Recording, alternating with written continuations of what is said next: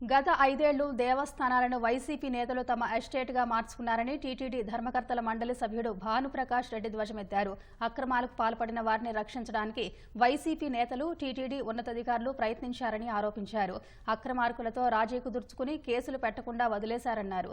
TTD vigilance విభాగంలో శివశంకర్ అనే అధికారి అక్రమాలకు పాల్పడ్డా ఎలాంటి చర్యలు తీసుకోలేదని ఆగ్రహం వ్యక్తం చేశారు. గతంలో టీటీడీలో జరిగిన అక్రమాలను ముఖ్యమంత్రి దృష్టికి తీసుకెళ్తామన్నారు. తిరుమల తిరుపతి దేవస్థానాల లేకపోతే గతంలో 2019 నుంచి 2024 వరకు వైసీపీ ఎస్టేటా అని చెప్పి నేను ప్రశ్నిస్తున్నాను. తిరుమల తిరుపతి దేవస్థానాలని వైసీపీ పార్టీ తన సొంత ఎస్టేట్గా మార్చుకునేది మిత్రులారు. ఇది చాలా దారుణమైన విషయం.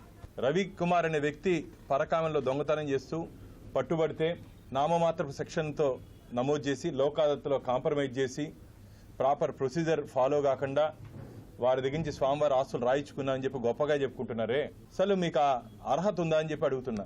Stolen items that is cash was used for office stationery అంట. ఏందయ్యా ఇది? దొంగలిచ్చిన డబ్బుని నువ్వు రికవరీ చేసి నీ ఆఫీస్ స్టేషనరీకి వాడుకుంటావా? ఏం కర్మయ్యా ఇది? అందుకని అడుగుతున్నా, అసలు ఏం జరిగింది కొండ మీద? 5 ఏళ్ళలో పూర్తిగా తిరుమల తిరుపతి దేవస్థానాలని ఎంతవరకు దోచుకోవాలో అంతవరకు దోచుకున్నారు. అప్పుడు అధికారులు ఏం చేశారు? ఎందుకు మౌనంగా ఉన్నారు? ఎవరిని కాపాడడానికి? 2023లో పరకామంలో జరిగినటువంటి అవకతవకల్లో దానికి సంబంధించి వీడియో విజువల్స్ అన్ని ఎరేజ్ అయిపోయాయి. ఈ అధికారిని అడ్డం పెట్టుకొని అప్పుడు వారు పూర్తిగా ఆధారాలు లేకుండా, వారు చేసినటువంటి తప్పుని ఆధారాలు లేకుండా పూర్తిగా నాశనం చేశారు. కాబట్టి దీని మీద ఎటువంటి చర్యలు తీసుకోకుండా hence it is recommended that Mr. Shivakumar be repatriated immediately to the parent unit. అంటే వారి సొంత డిపార్ట్మెంట్కి పంపించేయాలంట.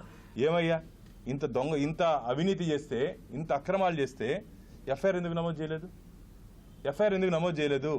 గతంలో పరకామంలో జరిగినటువంటి ఇష్యూస్ మీద నేను టీటీడీ చైర్మన్కి, టీటీడీ ఈఓ గారికి దాని మీద ఒక ఎంక్వైరీ కమిషన్ వేయాలని చెప్పి చెప్పడం జరిగింది. మొన్న రాష్ట్ర డీజీపీ గారిని కలిసి దీంట్లో పూర్తి స్థాయిలో విచారణ చేయాలని చెప్పి వారిని కోరడం జరిగింది. అలాగే డీజీ ఇంటెలిజెన్స్ వారిని కలిసి చెప్పడం జరిగింది.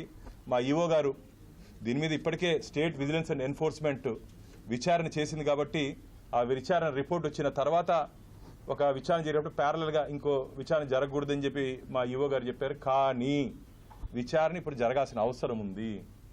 ఏం జరిగింది టీటీడీలో? ఎందుకు దొంగని తప్పిస్తున్నారు?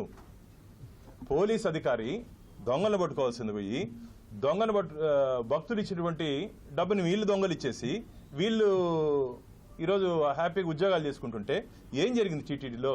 ఇలాంటి అక్రమాలు ఇంకా 2-3 ఉన్నాయి. ఇప్పుడు నా దగ్గరికి ఒక్కొక్కటి ఇప్పుడు ధైర్యంగా అప్పుడు 5 సంవత్సరాలు ధార్మిక క్షేత్రాలు అన్ని దాపరికాలే. ధార్మిక క్షేత్రాన్ని దోపిడీ చేసుకున్నారు కొందరు. ఎందుకు వారి మీద చర్యలు తీసుకోలేదు?